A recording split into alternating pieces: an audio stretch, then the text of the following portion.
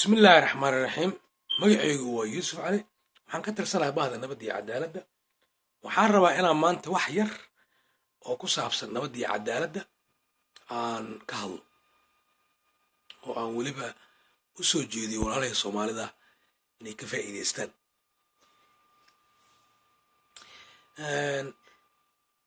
dad naga cilmi badanaa jiro, dad naga aqoon badanaa jiro, dad naga waaya aragsanaa jiro. ma isku soo koobayno inaan nahay markaan sheeganayna bahda nabadda iyo cadaaladda waa ugu fiicantihiin wax dhan. jid wanaagsan aan ku joognaa, laakiin horteena lagu joogi jiray jidka wanaagsan oo lagu shaqay jiray. alxamdulilah, intaasna allah barakay. ujeeddada aan fideoga yarna u duuba aan rabo waa inaan wax yar aan walaalahay soomaalida aan u sheego, si ay uga dhigtaan xasuus ama wax uga baxsadaan ama fikir kale ku darsadaan ama wax u fahmaan. waxaa jiro dhibaatooyin badan oo dalkeenna ka dhacaya soomaaliya. dalka dowladdu leeyahay, dowladdu waa iska yar tahay, weli dowlad tabar yeelata maaha. dadkii soomaalida dad weli adkaaday soomaalinimadoodii oo dalkoodii fahmay iyo xaqoodii iyo nabadoodii maaha. maalin kasta waxaa iska dhaco. ujeeddada aan soo koobee, dad soomaaliya ayaa waxaa la yidhi waa la afduubta oo etoobiya loo dhiibay ama meelo kale loo dhiibay. allahu aclam inay tahay xaq sidaas la sameeyey iyo inay tahay xaq daro. laakiinse waxaan rabaa inaan ka hadlo, maxaa mar kasta markuu dhib ka dhaco loo soo boodaa? maalin kasta waxaa la laayaa dad soomaaliya, maalin kasta waa la gudbiyaa, meelo kale laga gataa, maalin kasta waa la soo gataa, xaq daraa lagu sameeyaa, qaar waa la qarxiyaa, qaar waa la dilaa. markii uu dhib ka dhaco oo la yidhaahdo hebelaa la qabtay asaa la wareejiyey, nin soomaaliya loo dhiibo waddan kale, ama qoomaa waddanka la siiyey, ama dadaa la qarxiyey, dadkii waaga ku baryaa. markaasaa wixii meesha jooga lala dagaalamaa. maxaa noo diiday oo maxaa noo diiday inaan annagoo aan dhib qabin oo qolo waxba noo haysanin, qolona waxba naga hadlaynin, oo aan dadna dembi na gelin, inaan annaga samaysano nidaam aan dalkeenna iyo dadkeenna ku nabadgelin? ilan waa awoodnaa. nidaamka waa wax la qori karo. intaasoo kun oo soomaaliya, milyan ba iska dheh, oo wax aqriso wax qortaa jirto oo cilmi sare leh weliba. ma fahamta?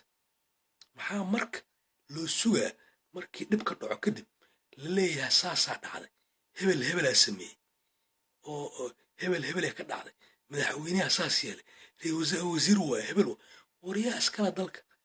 wasiirkii u shaqeeya, madaxweynahii u shaqeeya, dalkaana iskale. ma fahamta? waxa ay joogaan madaxda lagu sheegayo waa wax yaro cayimo waay, wakti yaro cayimo waay. marka waktigooda dhammaadana waa iska baxayaan.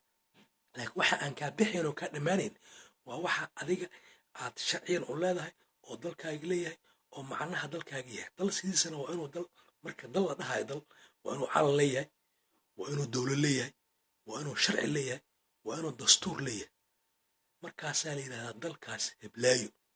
waa inuu luuqad leeyahay, waa inuu meel ku jinsaynsan yahay, waa inuu qaaradaha adduunyada qaarad ka mida uu leeg ku jiraa. ma fahamta? marka intaas dal la yidhaah. ma fahamta? nin jecel ma jiro. nin kastoo dalkiisa joogo mas-uul waxaa ka ah dowladdiisa iyo qarankiisa.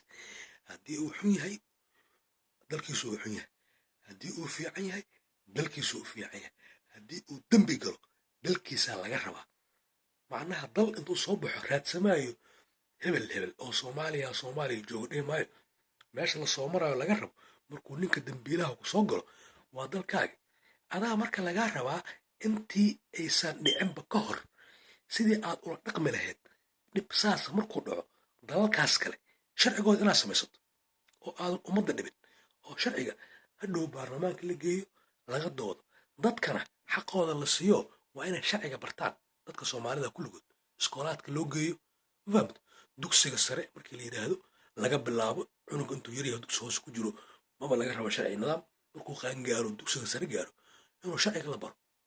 oo qasab looga dhigo inuu sharciga dalkiisa barto dastuurka sharciga dalka lagu xukumo waxa sharciga ogol yahay waxaan sharci ogoleen berito waxaa imaanayo in dalkii uu dadka isku xiran yahay sharcigoodii yaqaanaan xaqoodii yaqaanaan wixii yaqaanaan waa laga dooda war waxaan sharci nooma ah sharcigan waa nagu xun yahay hana laga bedelo qodobkan ma u baahnin sharcigan ma u baahnin fiidiyalo horaan duubno waa saasaan u sheegin marka waxaa waaye in la kala faa'iidaystaa fiican walow culumo ay joogto dad cilmi badan ay joogaan dad akhyaari ay joogaan qolo badan ay wax sheegayso laakiinse waa la badiyaa weligaa waxa wanaaga sheegitaankooda waa la badiyaa waxaa loo baahan yahay in la deganaado in oo aan ficil iska samaynin dhibaa dhacaayo waxaa dhacaya hadda lagu sheegaya hebela xagga lag hebel ka gata maaha in waddankaas dadkiisa adiga wax ka hadlayeen markii dhib saasa dhaco oo adiga waddan lagu aqoonsan yahay waa inuu waddankaaga xuquuqdiisa adiga uu qofkaas leeyahay dembiga malafiira qofku ku dhacay waa la dembi mareha laakiin sharafta dalka waxay ku jirtaa inuu sharci leeyahay dalka oo qofkiisi lagu qaban karo warhaye waxaan heshiis ku nahay wixii oo dambiilayaala oo waddankayga intay ka baxaan waddankaaga galo ama dhib u geysto yah haddii la qabto in sharcigaas lagu fuliyo kabacdi waddankaaga horsoo laabato dowlaad leedahay dalaa joogtaa loo codayo sharcigii la hirgeliyo bulshada laga talagelsho la ansixiyo aqliyaa la leeyahay xayawaan lamaha ma fahamte wixii waa la akhri karaa waa la fahmi karaa wixii waa laisla fiirana qof loogu danayha male waa soomaali kadib aan leeyahay sharciga waa ansax intaasoo qof ansaxays dembigaa marka dhaca ninkaa dalaqase oo lasoo qabto kale oo soomaaliga ah oo la gudbiyo kalaa dhaca dembigiisa allahu aclam wixii uu yahay ilaha ku cilmi leh laakiin hadda midaan ka hadlayna waxaa waaye mid qof kastoo soomaaliya ay xaqeedu u yahay saas anaa kamida idinkaa kamida xataa kuwa kaloo soomaaliya gudaheeda jooga kamida waa la qabta qofkii haye sharcigan dalkan wuxuu qabaa haddii qof soomaaliya lagu helo dembi uu ka galay dal deriskaa lagu soo cadeeyo in sharcigaasaan ku heshiinay oo aan dalalka deriskaa kula heshiinay inaan ku marno okay waa la ansixiyey hadda dembi maa ku jirta adiga waa maya wax ma adi hadlaysa waa maya qof ma hadda dembi nooga jirto maya sharciga dalka waa saas dadka dhanna waa la baraa iskoolkiyaaba la geenaa ku dhaha dugsiga sana la dhiga jaamacaddii la dhiga waa la baraa dadka degmooyinka la geenaa waa ogtaha birito marka la raba in la bedela sharciga dadkia banaanbaxaya ama samaynaya maamul qaab waa laga dooda marka laga soo banaanbaxa oo la bedela haddaysan dhicin adoo dembigaas in lagu qaadayo dalkaaga haddaa ka gasho og aad dembiga gashay madaxweyne eedama kartid ra-iisul wasaarena eedama kartid baarlamaanna uma socotid wasiirna eedama kartid